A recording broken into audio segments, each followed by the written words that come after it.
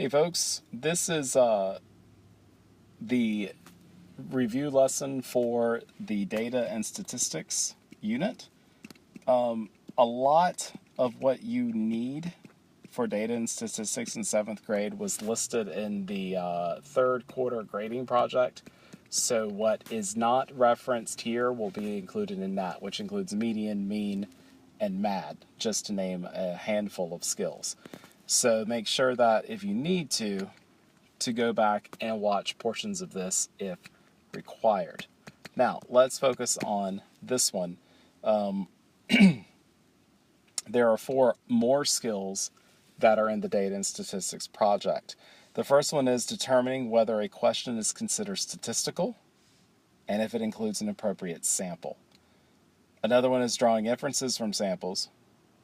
And then finally, using different types of averages to determine which is a better fit and make inferences between data sets.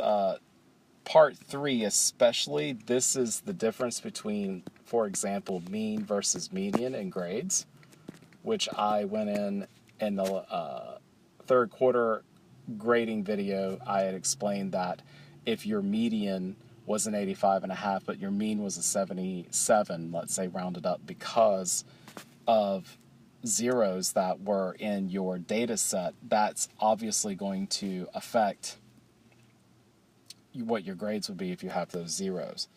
So let's look at what the first part is. Well, I'm sorry, let's begin with 3A and 3B, which is what I was just explaining about. Remember, there are 2 types of averages, mean and median. Your Power School grade is based on the mean of your majors, minors, and homework correctly proportioned to 50%, 40%, and 10% respectively. The mean, however, may not be the best indicator of your ability in math class. And how is this possible? Here is an example of another student. This is slightly different data. Or actually, yeah, it's slightly different. If this student's minor grades from the second quarter, this person scored the following beside each score is what objective it is related to. This is important. So the yellow grades are for the functions unit, the green grades were for the equations unit, and the teal grades were for inequalities. And from this, I can look at, as a teacher, not only if you're understanding math, but what in math you get better than others. Now, this data shows nothing for equations, so I can't assess that. But I've got a fair number of grades for functions and inequalities. Let's look at the inequalities here. The lowest grade for this person in inequalities is an 80, and this highest student's grade is a 95. So if this person's lowest grade is a B, I feel really confident that this person gets inequalities. Now let's look at functions. The highest grade for functions for the student was a 93, which is located here. And the lowest one was a 0. Now for example, let's not count these zeros. Those are called outliers. And I'm only looking at this for the purpose to see what the student's other grades are. The next lowest grade is a 59. So you've got a pretty wide swath here. The median of this between that 59 and 93. And remember that I would have to go back and factor in these zeros for the median. So let's look at this. So the lowest grade is 0 and its highest grade is a 93. If I cross these out,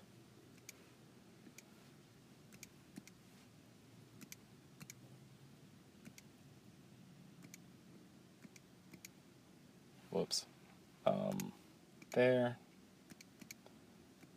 This person's median grade is an 81. So that's not bad, but the student struggled. We've got 1 C, 2 D's, and an F, in addition to the 2 other F's, because of missing work. Obviously, this person has a somewhat decent understanding of functions, but I'm not as happy as I am with the inequalities part. And I explained this in the previous slide, but looks much more, this looks at the mean, which I did not look at the previous slide. Let's find the mean of these grades. I added all of these up. I came up with the sum of 894. There were 13 data points. I come up with a 68 and 8/10. That rounds up to a 69. That's still a high D. However, when the median's looked at, it's an 83. So which of these, again, is a better representation of the student's understanding? Would it be the 69 or would it be an 83? As a teacher looking at understanding, I'm going to go with this 83 because that means that half of this child's grades are above this B. Even if they're still a B, they're still above an 83. The 68.8 is a indication that the student didn't turn in some work, which is a problem, but it doesn't necessarily explain understanding. The median, remember, disregards outlier scores, which is in this instance those two missing zeros. Missing assignments is what I mean. I use this information to determine if you understand what I'm teaching and also share this information with your parents. This is why it's important to you. This is a big deal when big choices need to be made, like determining if you're being successful in a higher math class, need to move to a lower math, or worse yet, need to repeat 7th grade. So if you are in, let's say, Math 7 Plus, and you're consistently scoring in the 60s, you may want to drop down to Math 7 for the remainder of the year. Conversely, if you've got 95s, 100s, and you're just breezing through Math 7, you may need to be bumped up to 7 Plus. And if you consistently are failing, being retained may be an option that has to be discussed. Hopefully we won't have that issue with any of you, but this is how that decision gets made in math. Sometimes the difference between the mean and the median is very small. The smaller the gap between the two types of averages, the more accurate the mean becomes. The further apart the averages are, the more accurate the median becomes. You will be doing this yourself as we proceed through the quarter to determine if you are understanding a particular skill. Okay, now let's switch gears a little bit. Let's look at determining whether a question is considered statistical and if it includes an appropriate sample. This requires looking at a question and determining which is a more accurate way of getting what you need. And here's an example of that. Now, let me read this to you so that you could hear what I'm talking about. Let's say that Wake County wants to do a survey of students to determine how much homework is appropriate for students in 7th grade. This is an average of all of your classes during an average week. Now, before you say yourself none, which I know some of you already thought of, consider that some students will not share this opinion. The question isn't asking whether or not you should have homework. It is asking how much is appropriate. All educational researchers believe that at least beginning in middle school, students should receive some homework. The correct amount then becomes the biggest question. For me, I predict that your math homework should take between 1.5 to 2 hours a week to complete. The way in which you complete this is up to you. If you broke up this across 7 days, it averages to be 17 minutes a day using 2 hours, or about 13 minutes a day at 1.5 hours. So my range, I'm thinking, is 13 to 17 minutes a day. Anything a lot more or less than this tells me it's either too little, too much, or you understand something really well or not very well at all. There is no central way that teachers are told how much homework to assign from Wake County. I gather this information based on my master's degree and completing my curriculum license. So, let's say that Wake County assumes that you should do at least 2 hours a night of homework for everything. That means all of your classes together. But they also want your opinion. So the survey asks or looks like this. They ask you five different choices, and they ask you to pick the one that makes the most sense for you, which would be how much homework is appropriate for 1 week. Would that be none, 1 to 2 hours a week, 5 to 10 hours a week, 10 to 15 hours a week, or 15 hours plus per week? Remember, this is per week. So if you were to divide these numbers by 5, because there's 5 school days, this would be 3 plus, This would be between 2 to 3 hours a night. This would be between 1 to 2 hours a night. This would be like 12 minutes to about 25. I'm doing this in my head really fast. Someone will probably correct that for me. And then, of course, there you give you the choice of none being assigned. Wake County then sends out the survey to 3 different middle schools. The schools are listed below. I had done a typo on this. I apologize. It should be 6, obviously. These schools include Pine Hollow, Ligon, Moore Square GT Magnet, Carroll Technology, Centennial Middle, and Durant. Even though these are all middle schools, each one is unique. Pine Hollow is a year-round school. Ligon and Moore Square are GT AIG magnet schools. Carroll is a magnet centered on technology, and Centennial is a STEM magnet on State's campus. Durant is the only traditional, non-magnet middle school, which some of you came from. Each school is unique because it caters to different student populations. While each school has a neighborhood from which it draws, parents have choices to enroll their students in either year-round or magnet schools.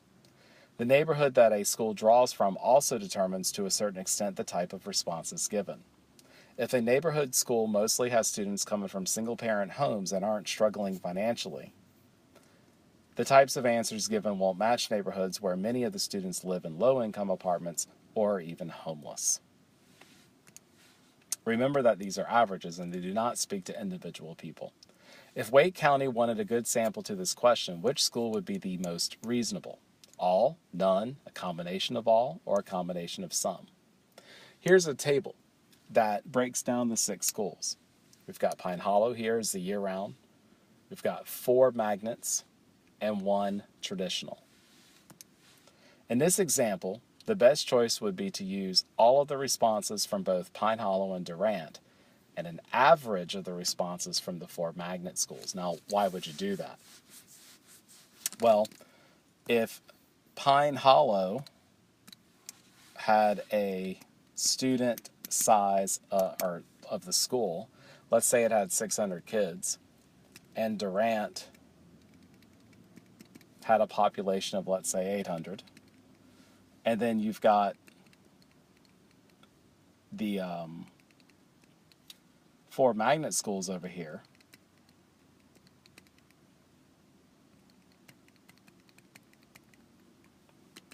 obviously the sum of all of these numbers are going to be bigger. So let's say Ligon had 800, Moore Square is 700, Carroll is 1,000, and Centennial is 500. The magnet student population here would be 3,000 kids. The year-round plus the traditional would be only 1,400, which is less than half. So by finding an average of all of these and then adding these up together, you're going to get a fairer sample. What's what we call this? A fairer sample of student opinions. Here's another example. The school cafeteria wants to increase the number of students who eat hot lunch in the cafeteria. The student council has been asked to conduct a survey of the student body to determine the student preferences for hot lunch. They have determined 2 ways to do the survey. The 2 methods are listed below. Determine if each survey option would produce a random sample. Which survey option should the student council use and why? Now, here are the choices here.